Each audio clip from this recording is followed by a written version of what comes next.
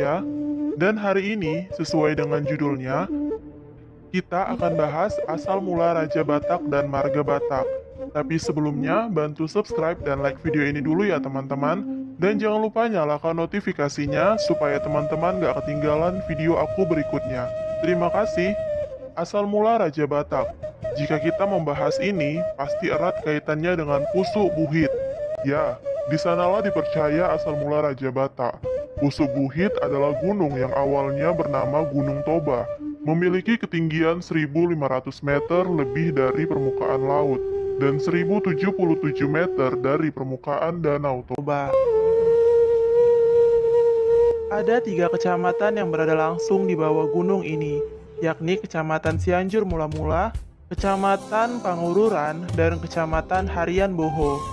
Dan kalau menurut versi ahli sejarah Batak mengatakan, Raja Batak dan rombongannya berasal dari Thailand yang menyeberang ke Sumatera melalui Semenanjung Malaysia dan akhirnya sampai ke Cianjur Mula-Mula dan menetap di sana. Raja Batak diperkirakan hidup pada tahun 1200. Raja Sisingamangaraja ke-12 diperkirakan keturunan Raja Batak generasi ke-19 yang wafat pada tahun 1907. Dan anaknya, si Raja Buntal, adalah generasi ke-20. Dari prasasti yang ditemukan di Portibi pada tahun 1208, dapat diambil kesimpulan bahwa kemungkinan besar leluhur Raja Batak adalah seorang pejabat atau pejuang kerajaan Sriwijaya yang berkedudukan di Barus. Karena pada abad ke-12, yang menguasai seluruh Nusantara adalah kerajaan Sriwijaya di Palembang. Akibat dari penyerangan kerajaan Kola India di Sriwijaya, diperkirakan leluhur Raja Batak dan rombongannya terdesak hingga ke daerah Portibi di sebelah selatan Danau Toba.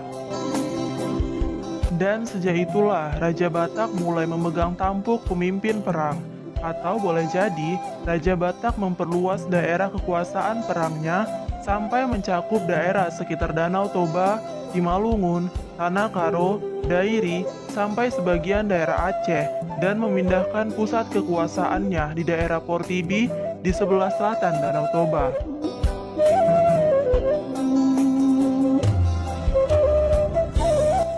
Sebutan raja kepada Raja Batak bukanlah karena beliau seorang raja, akan tetapi merupakan sebutan dari pengikutnya ataupun keturunannya sebagai penghormatan, karena memang tidak pernah ditemukan bukti-bukti yang menunjukkan adanya sebuah kerajaan yang disebut dengan Kerajaan Batak.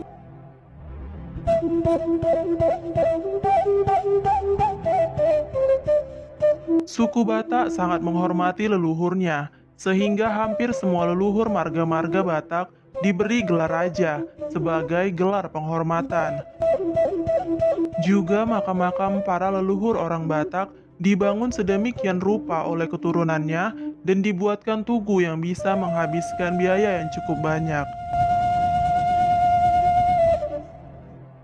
Pada umumnya, orang Batak percaya kalau si Raja Batak diturunkan langsung di Pusuk Buhit. Si Raja Batak kemudian membangun perkampungan di salah satu lembah gunung tersebut dengan nama Cianjur Mula-Mula.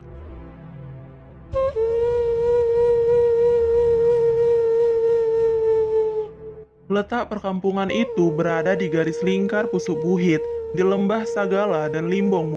Ada 2 arah jalan daratan menuju Pusuk Buhit, satu dari arah Tomok atau bagian timur, dan satu lagi dari dataran tinggi Tele. Dan ada pula cerita rakyat yang menyebutkan bahwa orang Batak berasal dari 2 orang manusia ciptaan mula jadi Nabolon yang dinamakan si Raja Ihat Manisia atau laki-laki dan si Boru Ihat Manisia atau wanita. Si Raja Ihat Manisia mempunyai 3 orang anak. Salah seorang diantaranya bernama Raja Miok-Miok, kemudian anak Raja Miok-Miok bernama Eng Banua, dan Eng Banua memiliki seorang anak bernama Raja Bonang-Bonang. Raja Bonang-Bonang ini mempunyai 3 orang anak bernama Guru Tantan Debata, Si Asi, dan Siau. Guru Tantan Debata memiliki seorang anak bernama si Raja Batak, dan si Raja Batak sendiri memiliki 2 orang anak bernama Guru Tateya Bulan dan Raja Isombaon.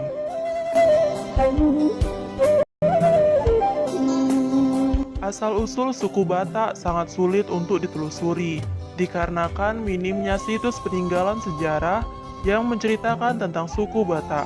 Jadi, aku di sini juga mau belajar dan sekalian berbagi buat teman-teman semuanya, supaya kita bisa sama-sama belajar.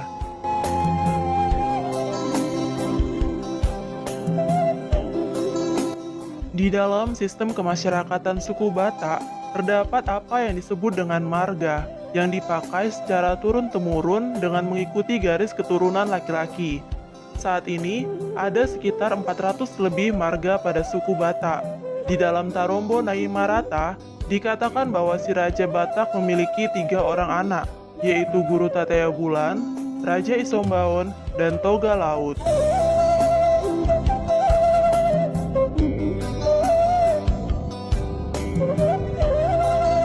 Ketiga anak si Raja Batak inilah yang diyakini meneruskan tampuk pimpinan si Raja Batak dan asal mula terbentuknya marga-marga pada suku Batak. Suku Batak merupakan salah satu suku bangsa terbesar di Indonesia. Nama ini merupakan sebuah tema kolektif untuk mengidentifikasikan beberapa suku bangsa yang bermukim dan berasal dari pantai barat dan pantai timur di Provinsi Sumatera Utara.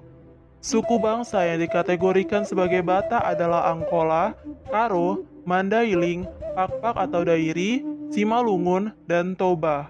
Batak adalah rumpun suku-suku yang mendiami sebagian besar wilayah Sumatera Utara. Namun, seringkali orang menganggap penyebutan Batak hanya pada suku Toba, padahal Batak tidak hanya suku Toba.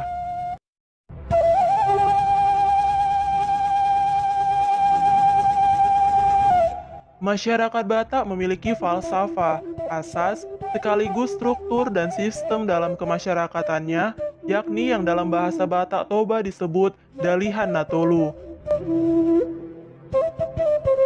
Berikut adalah penyebutan Dalihan Natolu menurut beberapa suku Batak. Yang pertama, adat Batak Toba, Dalihan Natolu, Somba Marhula-hula, Manat Mardongan Tubuh, Elek Marboru. Kedua, menurut Mandailing dan Angkola, Dalian Natolu, Hormat Marmora, Manat Markahanggi, Elek Maranak Boru.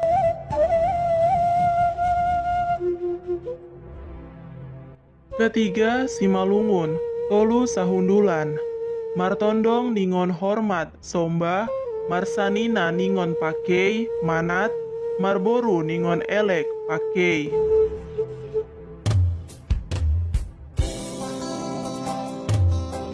Keempat, Karo, Rakut Sitelu, Nembah Man Kalimbubu, Muhammad Man Sembuya, Nami-nami Man Anak Beru.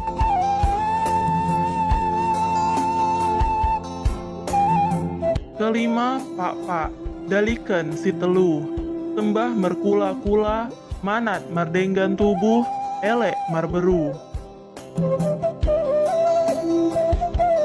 Hula-hula adalah pihak keluarga dari istri.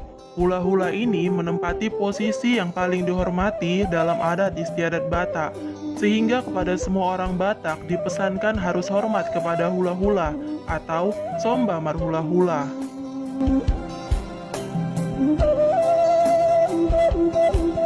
Dongan Tubuh disebut juga Dongan Sabutuha, adalah saudara laki-laki satu marga. Arti harfiahnya lahir dari perut yang sama. Diumpamakan seperti air yang dibelah dengan pisau, kendati dibelah tetapi tetap bersatu. Oleh karenanya, kepada semua orang Batak dipesankan harus bijaksana kepada saudara semarga, diistilahkan Manat Mardongan Tubuh. Boru adalah pihak keluarga yang mengambil istri dari suatu marga.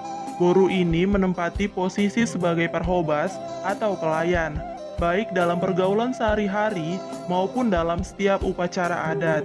Namun, walaupun berfungsi sebagai pelayan atau parhobas, bukan berarti bisa diperlakukan dengan semena-mena. Melainkan pihak Boru harus diambil hatinya, dibujuk, diistilahkan Elek Marboru.